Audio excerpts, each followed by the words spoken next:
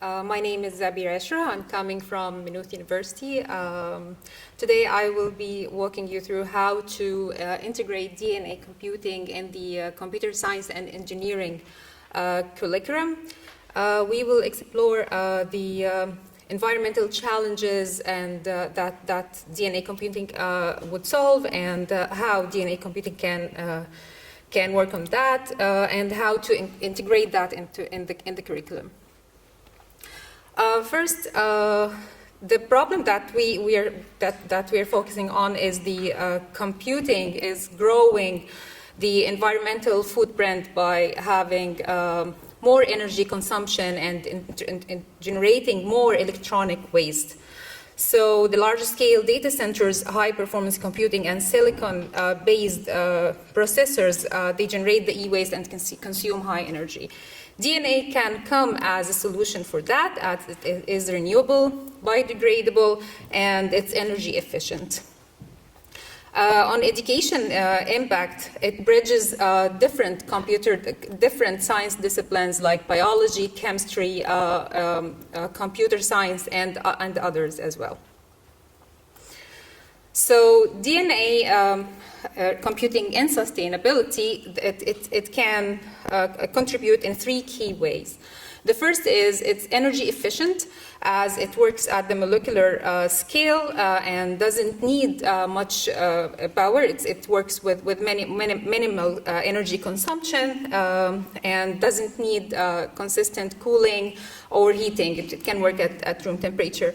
It also reduces the use of rare materials, so the earth rare materials, opposite to silicon-based computers. And for students, it can teach how the sustainability principles in the computer science curriculum. As you see in the visual there, it has key computational properties like storage, longevity, security, error correction, parallel processing, and sustainability, and we'll go through those. So teaching strategies, how to integrate DNA and how to promote it to the students. It encourages the interdisciplinary learning. It goes beyond theory and encourages the interdisciplinary learning by merging the different sciences, as I mentioned. And it also explores alternative methods of computing, so students can think of other methods of other medium to run computations. And it prepares the students for the future by developing skills in sustainability and tech innovation.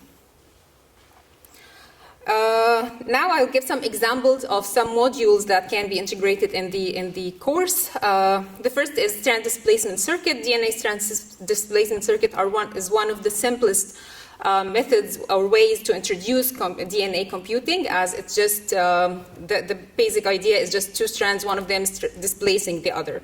But with that principle, we can mimic different logic gates like and, or, not. And it can be used to build larger circuits. Students can do that using visual simulations, like using simulations like Visual DSD as a program, and they can use it to design molecular circuits, and they can come out of this core of this module learning about molecular logic and bimolecular computation.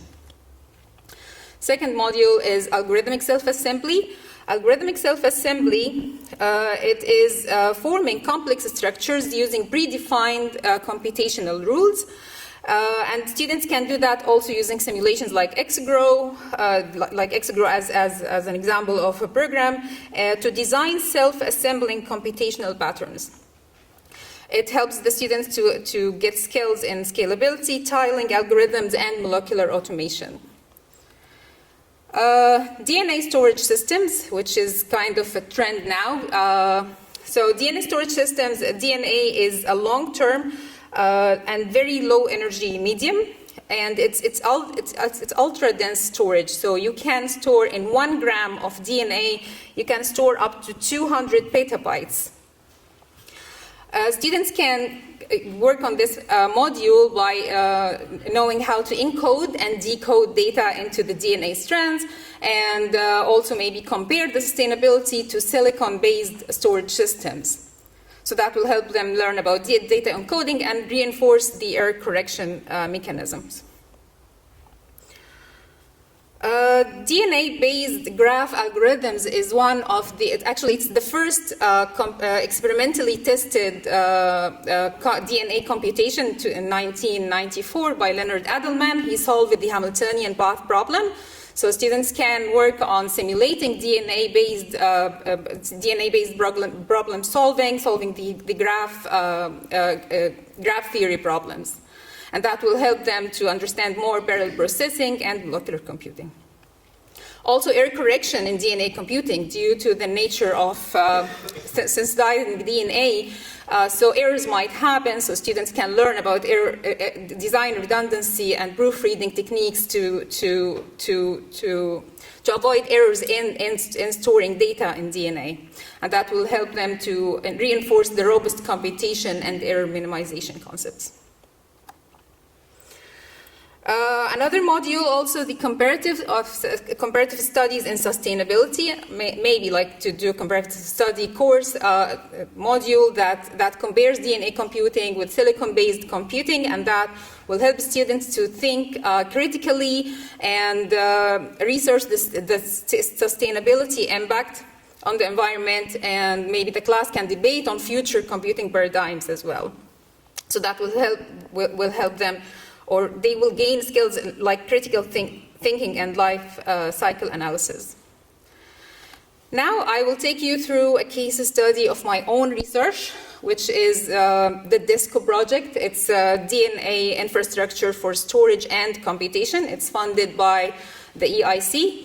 And I was very happy walking in this room to see this structure here, because this morning we received an email from the European Commission recognizing DISCO as by the Innovation Radar, and in that, on the published website, it showed that DISCO contributes to Sustainability Development Goals number 4, 7, 9, and 12.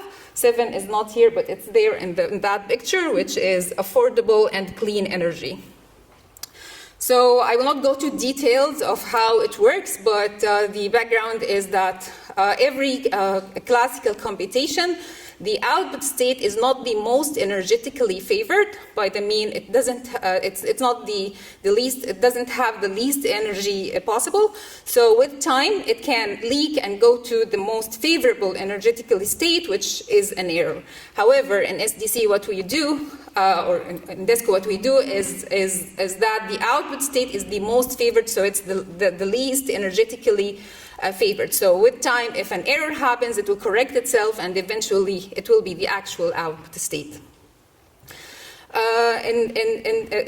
What you see on the screen is just how it works and how the strands are being corrected. So the wrong strand will be kicked out, and the wrong strand will be kicked out, and the correct one will come and be there. So the scaffolded DNA computing, or the thermodynamically favored computation, this is one example of many that we did, which is addition.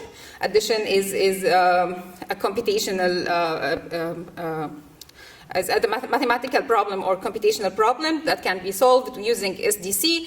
So on top, we have 4 positions on the scaffold, and we can solve addition of 4-bit, adding 2 4-bit numbers. And get the output. So the curves that you see are the output. High means 1, low means 0. So the first one is 10 plus 3 equal 13. We have 3 high curves and 1 low, so that's 1, 1, 0, 1, which is 13 in binary. And one goal of DISCO was to scale up that to run larger, to do larger space problems. So we are on track now. The bottom one is, I just did this experiment last week, so it's kind of cutting-edge research. So it's computing 2 25-bit number.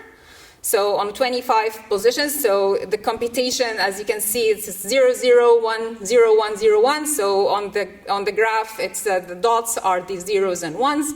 So that's the computation. Okay. So practical strategies, how to integrate DNA into the curriculum, into the computer science and engineering curriculum.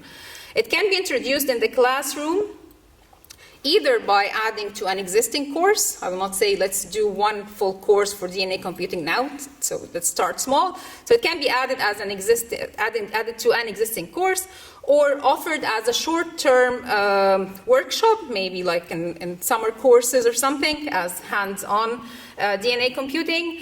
Also, to encourage interdisciplinary collaboration. So computer science can collaborate with biology or chemistry, so they can give the lab access so the students can actually run the computations experimentally. And by integrating DNA computing step by step, we can make it accessible to a wider range of students and educators. How to overcome the challenges? The challenge that I see, the first is limited lab access, as computer science labs don't have wet labs. So this can be solved either by working with biology and chemistry, as I said, or if that's not possible at the beginning, students can just use simulation tools. The second challenge is the lack of instructor expertise. It's still kind of a narrow research direction. So we can offer faculty workshops to increase the number of the educators. And of course, start small, to introduce it as a module before expanding and making it as a full course.